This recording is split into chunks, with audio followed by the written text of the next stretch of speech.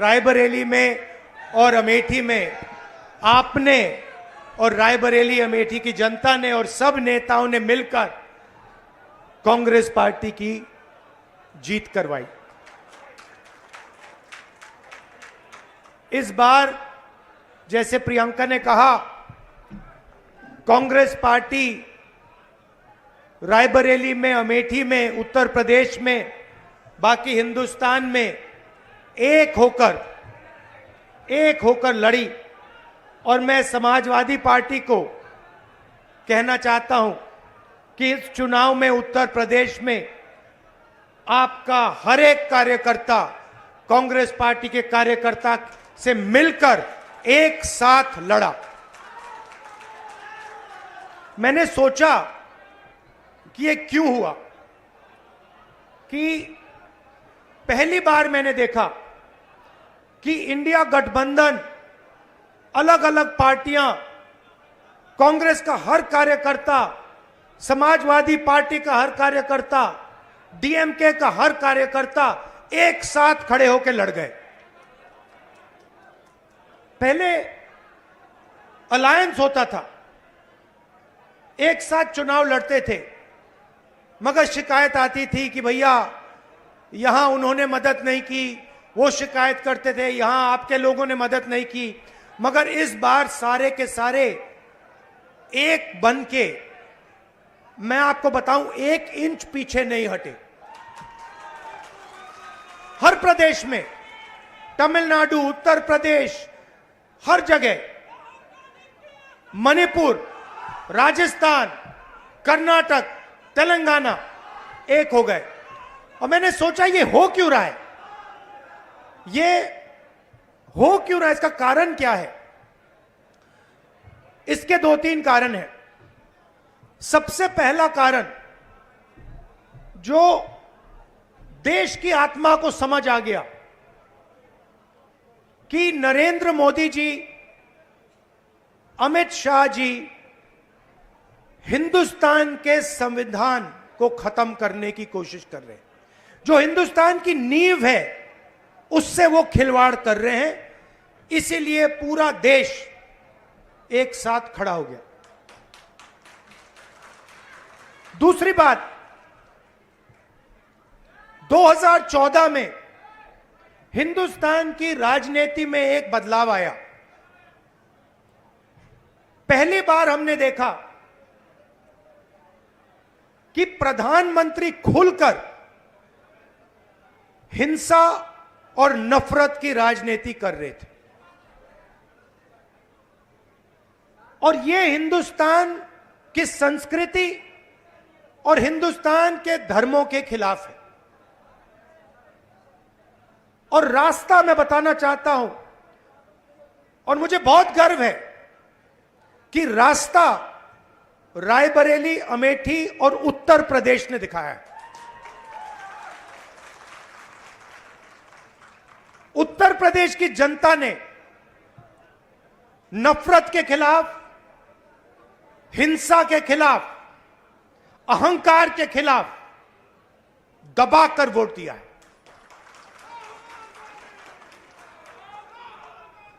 2014 में राजनीति एक और तरह बदली।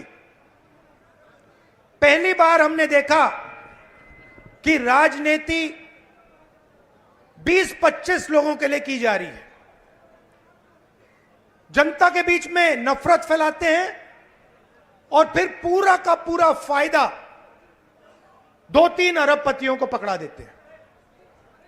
तो वोट किसान ने दिया, मजदूर ने दिया, बेरोजगार युवा ने दिया, माताओं बहनों ने दिया, सबने मिलकर इस राजनीति के खिलाफ वोट दिया है।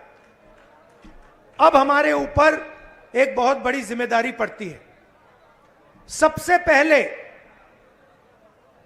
कांग्रेस पार्टी के नेता, कार्यकर्ता, एमएलए, एमपी जो भी हैं, अहंकार के शिकार नहीं होंगे।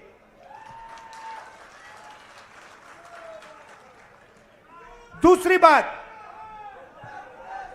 आप सोचिए हमारा पारिवारिक रिश्ता है। राजनीति में सबसे पुराना रिश्ता आपके और हमारे बीच में है। यह रिश्ता 100 साल पहले रायबरेली और अमेठी के खेतों में शुरू हुआ था। जब अंग्रेजों के खिलाफ यहां किसान आंदोलन हुआ, जवाहरलाल नेहरू जी आए, रायबरेली, अमेठी, उत्तर प्रदेश के किसान लड़े थे। और उस समय भी बदलाव रायबरेली के किसानों ने किया था, अमेठी के किसानों ने किया था, अमेठी रायबरेली के युवाओं ने किया था।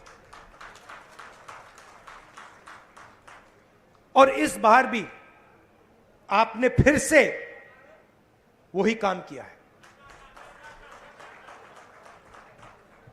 किशोरी शर्मा जी को अमेठी में, मुझे यहां रायबरेली में, उत्तर प्रदेश में इंडिया गठबंधन और कांग्रेस पार्टी के सांसदों को आप लोगों ने जिताया है।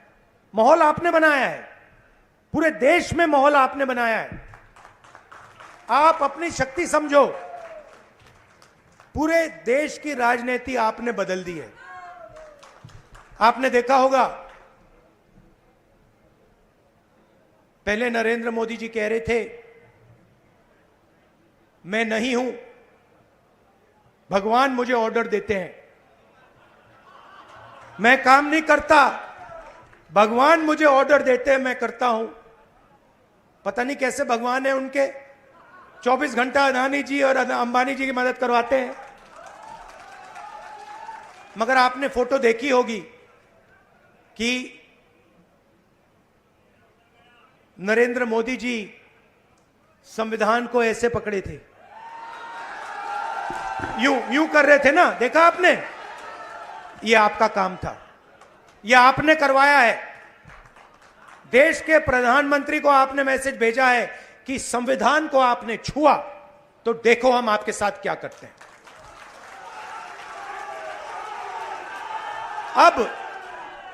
अब देखिए, अब यह भी मत सोचिए कि काम खत्म हो गया है।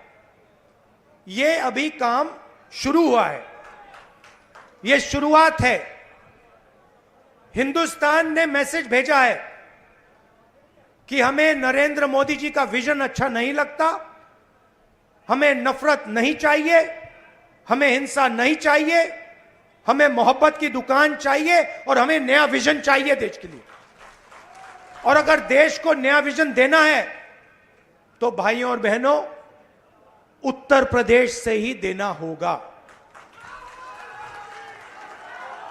और उत्तर प्रदेश ने मैसेज दिया है कि इंडिया गठबंधन, समाजवादी पार्टी और कांग्रेस पार्टी को हम चाहते हैं, देश में चाहते हैं और उत्तर प्रदेश में भी हम चाहते हैं। तो काम क्या है मैं आपको बताता हूं। सबसे पहला काम, जहां भी ये नफरत फैलाते हैं, नफरत के बाजार में हमें मोहब्बत की दुकान खोलनी है। आपने देखा भाइयों और बहनों, अयोध्या की सीट हार गए, राम मंदिर बनाया,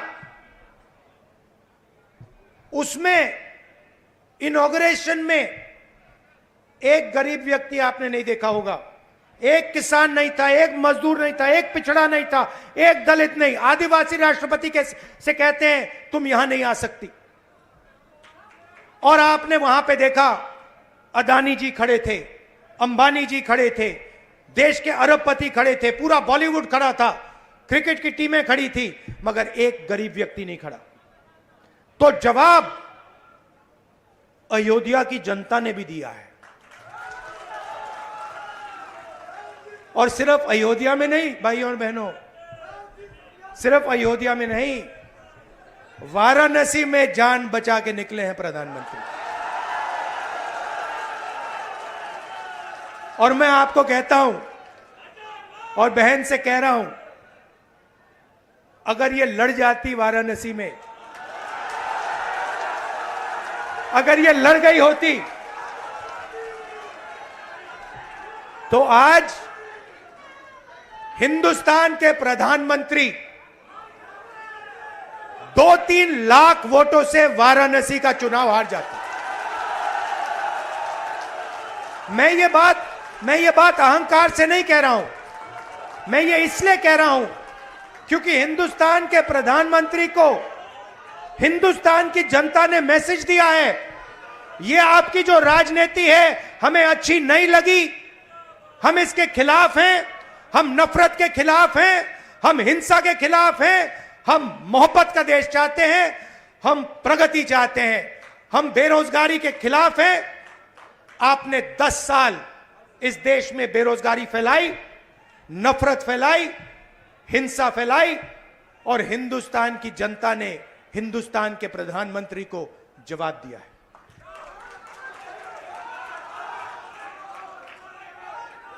और शुरुआत आपके दिल में हुई थी, तो बदलाव आप लाए हैं, तो दिल से आपका धन्यवाद करना चाहता हूं। आने वाले समय में मैं चाहता हूं कि जो सच्चे मुद्दे हैं देश के सामने, बेरोजगारी का मुद्दा, महंगाई का मुद्दा, किसानों का मुद्दा, मजदूरों का मुद्दा, ये मुद्दे उठाए जाएं और गरीबों की मदद करने की पॉलिटिक्स हो, राजनीति हो। अग्निवीर, अब भैया मैं आपको बता रहा हूं, अब हमारे पास पार्लियामेंट हाउस में सेना बैठी हुई है, सेना बैठी हुई है। इस बार हमारी पूरी कोशिश होगी, ऑपोजिशन में बैठे हैं मगर अग्निवीर को ऑपोजिशन में रद्द करने की कोशिश करेंगे। तो आपने हमें इतनी शक्ति दी और ये सिर्फ आपने राजनीतिक डिसीजन नहीं लिया है,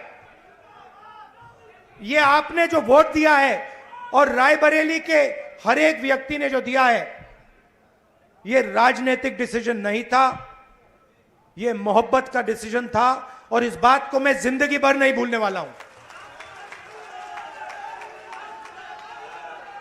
अमेठी की जनता से भी कहना चाहता हूं, मैं रायबरेली का सांसद हूं, मगर जो मैंने आपसे कहा था, जो भी रायबरेली में होगा वो अमेठी में भी होगा। तो आप सबको मैं दिल से धन्यवाद करना चाहता हूं। आपने हिंदुस्तान की राजनीति बदल दी, आपने प्रधानमंत्री को ऐसे करवा दिया और आपने पूरे देश को मैसेज दिया कि हम नफरत के खिलाफ हैं, मोहब्बत की दुकान खोलेंगे और देश की राजनीति बदलेंगे।